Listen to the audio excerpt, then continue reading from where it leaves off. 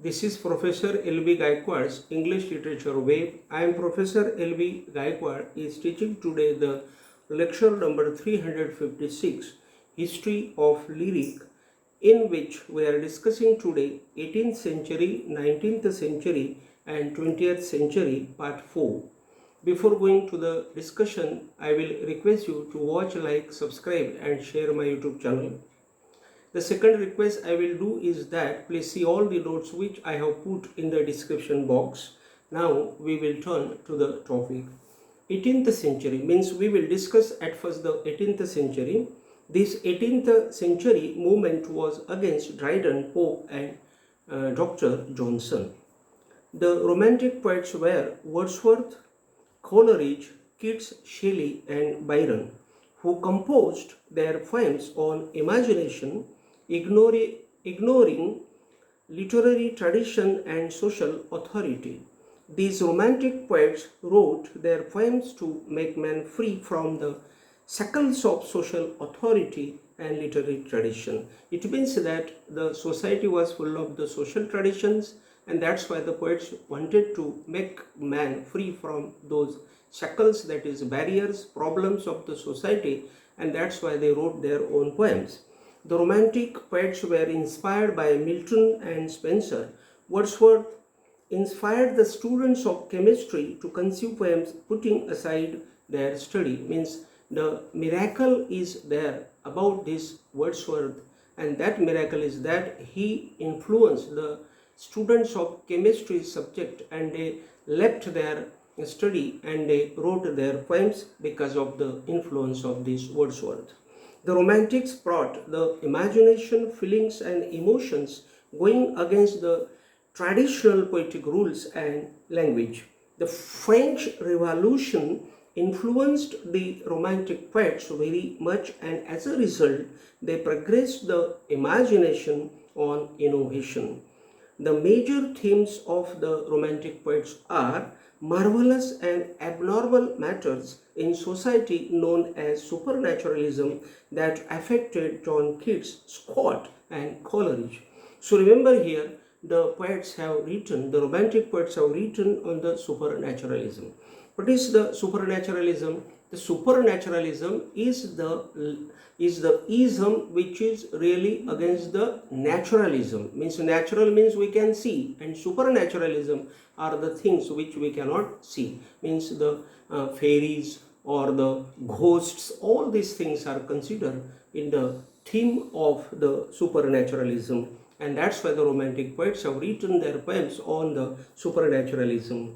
The Romantic poets did not value the adventurous and artful literature of the Middle Age. Means they did not like the middle literature and they hated it, and they brought their own literature. That is the literature on imagination, that is the nature literature.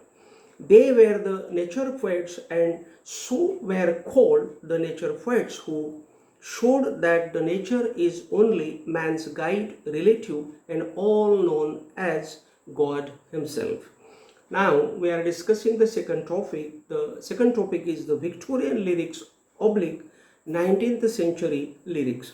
There was the Victorian queen who was ruling, and hence these poets are named as the Victorian poets. The Victorians were writing their poetry in the Victoria Queen's Kingdom, which was from 1837 to 1901. This age gave us the pre-Raphaelite poets who were known as aesthetic poets, who conceived their poetry beauty through beauty. It means that these poets wrote their poetry only for the aestheticism. It means they wrote their poetry only for the beauty. Means they showed the beauty. Means in everything they saw the beauty, and they wrote their poetry on the basis of this beauty. The famous poets of this era are D.G. Rossetti, William Morris, A.C. Swinburne and many more. In the last 10 years, the poets have written the lyrics on sensual pleasure going against moral conventions. Remember, the moral conventions are sometimes very difficult for grasping I will say, in the sense of public, and that's why only moral things are not important, because they can be boring things, and that's why this group left the moral convention and they brought the sensual pleasure. That is, they brought the poems which will be touching to the I will say, touching to the parts of the body, touching to the senses of the body. We can say sexual poems they wrote, and the interesting poems, love poems they wrote. There was the conflict between religion and science. The people were interested in money, that is the scientific progress. It means that the era was changed and the people were running behind money. They were not interested in religion, or they were not interested in spiritualism. That's why they were interested in science, I will say. They were interested in the factories. So they developed only factories and turned back from the religion, as they had no faith in religion matters. The Victorian poetry is called an extension of the Romantic poetry. Remember, the Victorian poetry has come from the Romantic poetry. That's why it is called the extension. Extension means it is the second part of the Romantic poetry. The major Victorian poets are Lord Tennyson, Robert Browning, Matthew Arnold, Christina Rossetti, and Hopkins. Now, the last point which we are going to see is that 20th century lyric. The 20th century is known as the modern century, and hence all the modern poets are named as the modernist, who are T.S. Eliot and W.B. Yeats.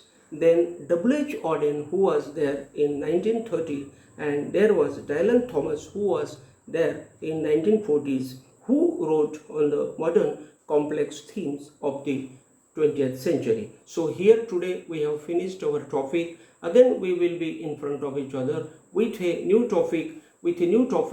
Till then, thank you very much.